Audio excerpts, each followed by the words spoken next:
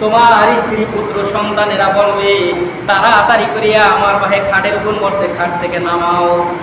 কারণ রাতের বেলা এই খাটে যখন আমি শুইতে যাইব তখনই আমার ভয় করবে, কারণ এই খাটের উপর আমার বাবা মরছে।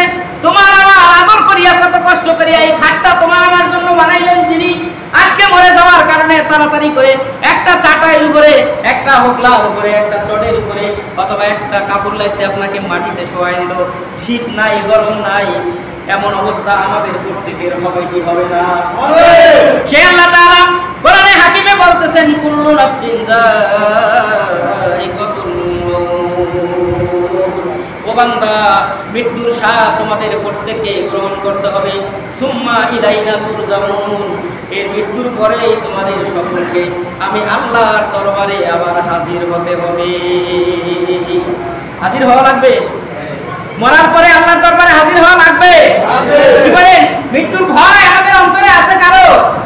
যে না আমরা বাঁচছি তখন চিরজীবন মরুম না, তাইলে তাদের অসুবিধা নাই, তারা মৃত্যুর ভয় করেন না করেন কোনো আফসোস নাই, কিন্তু মৃত্যু তো বরণ করতে হবে না, হবে না? সে আল্লাহ তাআলা বলছেন কুরিন্নাল মাউতাল্লাযী তাফিররুনা মিনহু ফাইন্নাহু মুলাকীকুম সুম্মা তুরাদ্দুনা ইলা আলিমিল গায়বি ওয়াশ শাহাদাতি ফায়ুনাব্বিউকুম বিমা কুনতুম তা'মালুন। আল্লাহ তাআলা বলছেন কুরিন্নাল মাউতাল্লাযী তাফিররুনা মিনহু, হে নবী দুনিয়ার মানুষদেরকে আপনারা আপনি বলে দেন তারা যেই মরণ থেকে পলাইতে চায়, যেই মরণ থেকে তারা পলায়, এই মরণ থেকে পালানোর কোনো সুযোগ কারোই আছে? তোমরা যারা মৃত্যু থেকে পলায়ন করো, ও আমার উম্মতেরা শোনো, মৃত্যু থেকে পলায়ন করার কোনো সুযোগ নাই। মরণ থেকে কেউ পালাইতে পারে নাই, কেউ পারবেও পারবে না। আল্লাহ তাআলা বলেন সুম্মা তুরজাউন সুম্মা তুরাদ্দুনা ইলা আলিমিল গায়ব, অদৃশ্যের মালিক যে আল্লাহ আমাদের আছে তার কাছেই তোমাদেরকে আবার ফিরে যেতে হবে। সেই অদৃশ্যের মালিক আল্লাহর কাছে আমাদেরকে যেতে হবে না, হবে না? কি বলেন, হবে কি হবে না? এরপরে আল্লাহ তাআলা বলেন ফায়ুনাব্বিউকুম বিমা কুনতুম তা'মালুন, ও বান্দারা তোমরা যেই কর্মকাণ্ড দুনিয়ায় করো সকল কর্মকাণ্ড সম্পর্কে কিন্তু আমি আল্লাহ অবগত আছি। আমরা গোপনে যা করি তা দেখেন কে? আল্লাহ। আমরা প্রকাশ্যে যা করি তা দেখেন কে? আল্লাহ। কি বলেন, তাহলে সবই তো আল্লাহ দেখে নাকি? আল্লাহু আলিমুম বিযাতিস সুদূর, ও বান্দা তোমার অন্তরের মধ্যে কি লুকায় রাখো গোপনে বা প্রকাশ্যে, এইগুলো সম্পর্কে যিনি অবগত আছেন তিনি কে? আল্লাহ। অবস্থান তিনি কে? আল্লাহ। তাই না আমি আপনি পলায়া যাই করি আর না করি করিয়া কোনো লাভ আছে? সবই তো মালিক দেখতে আছে না, তাই না? তাহলে সেই মালিকের কাছে আমাদেরকে যেতে হবে না, হবে না? কি নিয়ে যাবেন? কি নিয়ে রওনা করলেন? চুল দাড়ি তো পেকে গেল, বয়সের অর্ধেক 3 ভাগের 1 ভাগ বাকি আছে, সামান্য কিছু বাকি আছে, কয়েকটা সেকেন্ড বাকি আছে, তাইলে কি করলেন? মরার সময় থেকেই তো আপনি যদি ঈমান নিয়ে মরেন, মরার সময় থেকেই আপনার জান্নাতের সুসংবাদ নিয়ে আপনি কবরে যাইতেছেন। আর যদি ঈমান না থাকে তাইলে মরা থেকেই তো আপনি জাহান্নামের ওই দুঃসংবাদ নিয়ে আপনি জাহান্নামের দিকে রওনা করতেছেন, কবরের দিকে, বারজাকের দিকে রওনা করতেছেন। এই দুনিয়ার জীবনটা কিন্তু তুচ্ছ, এই দুনিয়ার জীবনের কোনো মূল্য নাই যদি আপনার আমার ঈমান না থাকে। আমার আপনার ঈমান যদি থাকে, আমার জীবনের মূল্য দুনিয়াতেও আছে আল্লাহর কাছে, আখিরাতেও আছে আল্লাহর কাছে। আর যদি আমার আপনার ঈমান না থাকে, দুনিয়াতেও আমার আপনার কোনো মূল্যায়ন নাই, আখিরাতে তো প্রশ্নই আসে না। কারণ ওই জায়গায় যাওয়ার পরে যখন আমাকে আপনাকে কবরে রাখবে, প্রশ্ন করা হবে মান রাব্বুকা ওয়া মান দীনুকা ওয়া মান নাবিয়ুকা, তোমার আল্লাহকে, তোমার দ্বীন কি, তোমার নবীকে। এই প্রশ্ন তিনটা যদি জবাব আপনি আমি দিতে পারি কবরের মধ্যে, আমার আপনার রব কে? আল্লাহ। বলেন তো, যখন ফেরেশতা বলবে আমার আপনার রব সম্পর্কে প্রশ্ন করবে, তোমার রবকে আমরা কি জবাব দিব? আল্লাহ। আমরা বলবো রব্বি আল্লাহ, আমার আপনার রব আল্লাহ, আমার আপনার নবী হলো মুহাম্মদুর রাসূলুল্লাহ, আমার আপনার জীবন ব্যবস্থা ধর্মের নাম হলো ইসলাম। এই প্রশ্ন তিনটার জবাব যদি আপনি কবরে দেন, আল্লাহ বলবেন বান্দা ও আমার ফেরেশতা, আমার বান্দার বিছানার নিচে, পিঠের নিচে জান্নাতের ফরাশ বিছায় দাও। সুবহানাল্লাহ বলেন না? আমার আপনার বিছানার নিচে জান্নাতের ফরাশ বিছিয়ে দাও। আমাকে বিছানার চাদর বিছিয়ে দেওয়া হবে।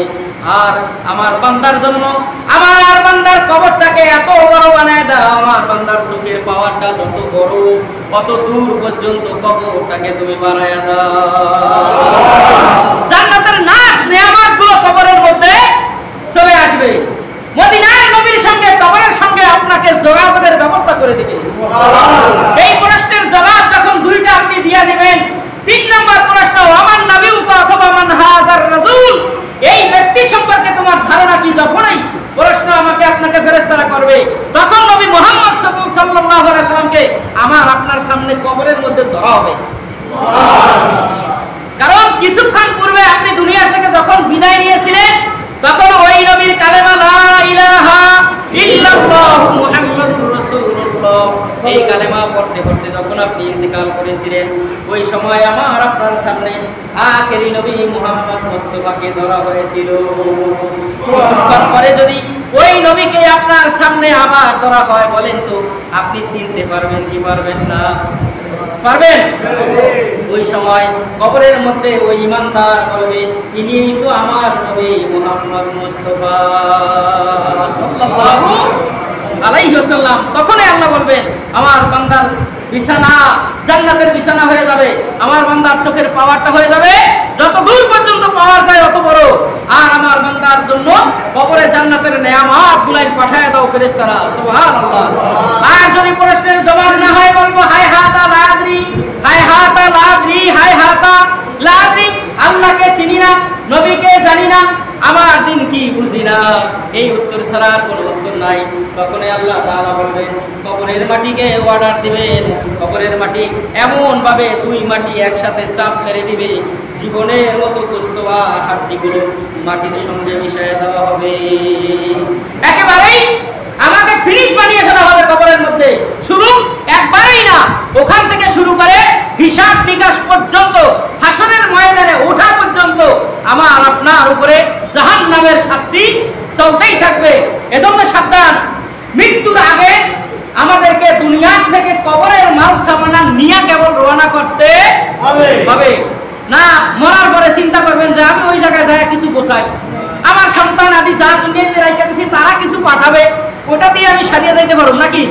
আর নাহলে দুনিয়াতে সহায় সম্পদ আছে, বিক্রি করিয়া কিছু টাকা পয়সা কবরে নিয়ে যান, ফেরেশতারা যখন আসবে একবারে ঘুষ দিলে চলবে না? দুনিয়াতে তো ঘুষে সব চলে, কি বলেন? চলে কিনা ঘুষে? ওই জায়গায় চলবো না? ও মানে আল্লাহর কাছে চলে না, মানুষের কাছে চলে, আল্লাহর কাছে চলে না। বুঝতে হবে তাইলে আসলকে দুনিয়া না আখিরাত, আসলকে আল্লাহ না দুনিয়া? আমার আসল কিন্তু ওইটা। কিন্তু আমরা এই দুনিয়ার পিছনে ঘুরতে ঘুরতে পাগল হয়ে গেছি, যার কারণে এখন আর আমরা দুনিয়াকে বেশি প্রাধান্য দেই না। কিন্তু আসলেই তো ঠিকানা ছিল আমার এইটা, ওটাই কিন্তু আমার আসল ছিল। আল্লাহ রাব্বুল আলামিন সূরা মুনকার 2 নম্বর আয়াতে কারিমায় আল্লাহ তাআলা বলতেছেন, আল্লাযী খালাকাল মাউতা ওয়াল হায়াতা লিয়াবলুয়াকুম আইয়ুকুম আহসানু আমালা ওয়া হুয়াল আজিজুল গফুর। আল্লাহ তাআলা বলতেছেন, আল্লাযী খালাকাল মাউতা, ও বান্দা আমি আল্লাহ তাআলা আগে মউত বানাইছি। আল্লাহ নিজে বলতেছেন আমি আগে মউত বানাইছি, ওয়াল হায়াতা, এরপরে আমি হায়াত বানাইছি, লিয়াবলুয়াকুম আইয়ুকুম আহসানু আমালা, আমি দেখতে চাই আমলের দিক দিয়া, নেক কাজের দিক দিয়া, নেকি অর্জনের দিক দিয়া প্রতিযোগিতায় আমার কোন বান্দা কোন বান্দি বেশি অগ্রগামী। সুবহানাল্লাহ। আমরা নেক কামাইতে কিন্তু প্রতিযোগিতা করি না, বদ কামাইতে আমরা প্রতিযোগিতার কোনো শেষ নাই। গুনার কাজে আপনি প্রতিযোগিতায় শামিল হয়ে যান, অথচ নেক কাজে আল্লাহ বলছেন যে নেক কাজে তুমি প্রতিযোগিতায় শামিল হও। এই আয়াতে আল্লাহ বলছেন নেক কাজে কি করতে হবে? প্রতিযোগিতা করতে হবে, কার চাইতে কে বেশি নেকি অর্জন করতে পারে। সাহাবায়ে কেরাম প্রতিযোগিতা করতেন, নেক কাজ করার জন্য প্রতিযোগিতা করতেন। হযরত ওমর, হযরত আবু বকর তারা প্রতিযোগিতা করতেন। আবু বকর চিন্তা করতেন আমার উপর দিয়ে কেউ বেশি নেকি কামাই করতে পারবে না। হযরত ওমর চিন্তা করেন আজকে আমি আবু বকরের ঠকায় দিব। কিন্তু আবু বকর রাদিয়াল্লাহু তাআলা আনহুকে ঠকাইতে ওমর জীবনেও পারে নাই। আল্লাহ নবীর দুইজন স্ত্রী ছিল, একজন ছিল আবু বকরের মেয়ে আর একজন ছিল হযরত ওমরের মেয়ে। এই দুই স্ত্রীকে এক জায়গায় করে আল্লাহ নবীজি জিজ্ঞাসা করলেন, স্ত্রী গো বলো তো, আমি নবীর পরে আল্লাহর আরশের নিচে জমিনের উপরে আমার দুইজন সাহাবীর নেকি, ওই যে আকাশের চন্দ্র দেখো, ওই যে আকাশের তারকা দেখো, আর সাহারা মরুভূমির যে বালুর কণাগুলো দেখো, এর চাইতেও বেশি কেয়ার আমল হবে? হযরত আবু বকরের কন্যা মনে করলেন যে আমার বাবা আবু বকরের হবে, ওমরের কন্যা চিন্তা করলেন যে আমার বাবা ওমরেরই হবে। আল্লাহ নবী সাল্লাল্লাহু আলাইহি ওয়াসাল্লাম তাদের কাছে জিজ্ঞাসা করলো, তারা উত্তর দিতে পারলেন না। আল্লাহ নবী সাল্লাল্লাহু আলাইহি ওয়াসাল্লাম বললেন যে হযরত ওমরেরটা। হযরত ওমরের কথা বলার পরে বলেন তো আবু বকরের কন্যার মনটা ভালো থাকবো না খারাপ হইব? এক হদিনের বিরুদ্ধে যদি আর এক হদিনের প্রশংসা করা হয় তাইলে কি হয়? একজন বেজার হয়, আরেকজন খুশি হয়। যখন এই আল্লাহ নবী হযরত ওমরের কথা বললেন, হযরত আয়েশা সিদ্দিকা রাদিয়াল্লাহু তাআলা আনহা বেজার হয়ে গেলেন, মুখটা ছোট হয়ে গেল, মুখটা বেজার হয়ে গেল। আল্লাহ নবী বলেন, আয়েশা গো তুমি এই কথাটি শুনেই তুমি বেজার হয়ে গেলা। আমার আবু বকরের এক রাতের নেক আমল যদি এক পাল্লায় দেওয়া হয়, तमाम পৃথিবীর সমস্ত উম্মতের নেক আমল যদি আর এক পাল্লায় দেওয়া হয়, আমার আবু বকরের এক রাতের নেক আমলের পাল্লা আল্লাহর কাছে অনেক বেশি ভারী হয়ে যাবে। তাও আসতে পেলেন সুবহানাল্লাহ? আওয়াজ দিয়ে কোন মায়ের সাহেবার খুশি হয়ে গেলেন। আল্লাহ নবীকে বললেন, ইয়া রাসূলুল্লাহ, ইয়া হাবিবাল্লাহ, সেই নেক আমলের রাত্র কোনটা?